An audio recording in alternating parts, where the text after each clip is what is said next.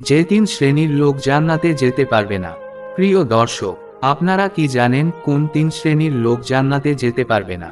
যদি না জেনে থাকো তাহলে পুরো ভিডিওটা দেখতে থাকুন, জেনে যাবে। চলো শুরু করি। প্রিয় নবী সাল্লাল্লাহু আলাইহি ওয়াসাল্লাম বলেছেন, তিন শ্রেণীর মানুষের ওপর আল্লাহর জান্নাত হারাম, অর্থাৎ এই তিন শ্রেণীর মানুষ কখনোই জান্নাতে প্রবেশ করতে পারবে না। অথচ প্রিয় নবী সাল্লাল্লাহু আলাইহি ওয়াসাল্লাম মানুষের মুক্তির জন্য আজীবন কাজ করেছেন। আল্লাহর কাছে কেঁদেছেন, মানুষের কল্যাণে দোয়া করেছেন।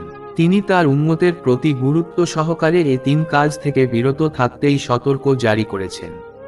জানিয়েছেন তারা কখনো জান্নাতের স্বাদ পাবে না। এ তিন শ্রেণীর লোক হল: ১. দায়ুষ হল ওই ব্যক্তি যে তার পরিবারে পর্দা প্রথা চালু করেনি। পরিবারের লোকজন বেপর্দায় চলাফেরা করত, বেহায়াপনায় লিপ্ত ছিল, কিন্তু সে তার কোনো প্রতিরোধ করেনি বা বাধা প্রদান করেনি। পরিবারের কর্তা হিসেবে বেপর্দা বেহায়াপনা বন্ধ না করার জন্য এই শাস্তি পাবে সে।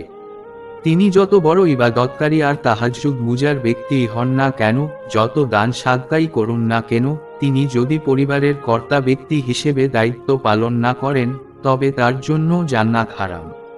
সুতরাং পরিবারের কর্তা ব্যক্তির উচিত পরিবারে পর্দার বাস্তবায়ন করা। এ কারণেই যে বেপর্দায় চলে সেও দায়ুষ, আর যে সামর্থ্য ও দায়িত্ব থাকা সত্ত্বেও পর্দার ব্যবস্থা করেনি সেও দায়ুষ, হোক সে পুরুষ অথবা নারী। ২. অবাধ্য সন্তান, যারা পিতা মাতার অবাধ্য, তারাও এই তিন শ্রেণীর অন্তর্ভুক্ত। পিতা মাতার অবাধ্য সন্তানও জান্নাতে যাবে না।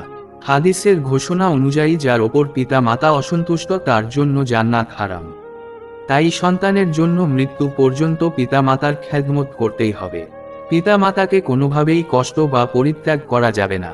রাসূলুল্লাহ সাল্লাল্লাহু আলাইহি ওয়াসাল্লাম পরিষ্কারভাবে বলেছেন, পিতা মাতার অবাধ্য সন্তান জান্নাতে প্রবেশ করবে না।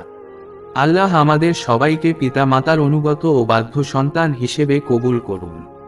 ৩. নেশাকারীরা, নেশাগ্রস্ত এবং মাদক দ্রব্য পান বা গ্রহণ করে তারাও এই তিন শ্রেণীর অন্তর্ভুক্ত।